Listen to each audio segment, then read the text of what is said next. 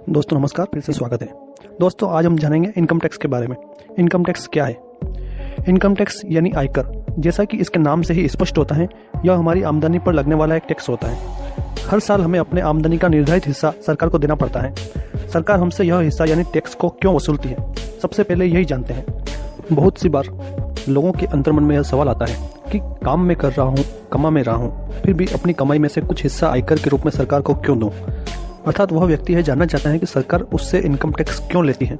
इसका जवाब यह है कि सरकार द्वारा अपने अधिकार क्षेत्र में निवासित लोगों एवं स्थापित संस्थाओं को विभिन्न प्रकार की फैसिलिटी जैसे सुरक्षा से लेकर बिजली, सड़कें, पानी एवं अन्य एडमिनिस्ट्रेशन सेवाएं और नागरिक सेवाएं उपलब्ध कराई जाती हैं, जिन्हें उपलब्ध कराने में भारी मात्रा में खर्च होता है और अपने द्वारा किए गए इस खर्च की भरपाई सरकार टैक्स लगाकर करती है।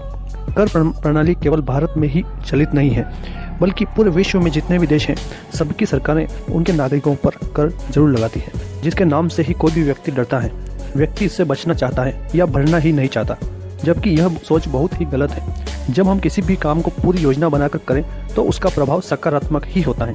ठीक इसी तरह यही बात इनकम टैक्स पर भी लागू होती है। जिस तरह टैक्स चुकाना हर व्यक्ति का कर्तव्य है, ठीक उसी तरह कानून की परिधि में रहते हुए टैक्स की प्लानिंग करना हर व्यक्ति का अधिकार है। इनकम टैक्स में जहां आय के ऊपर टैक्स देना होता है, वहीं कुछ इनकम ऐसी भी हैं जो कि टैक्स फ्री होती हैं। एग्रीकल्चर इनकम के अलावा सभी प्रकार की इनकम पर टैक्स लगता है। आपकी सैलरी और अन्य स्रोतों से हुई टोटल इनकम पर टैक्स देना ही होता है।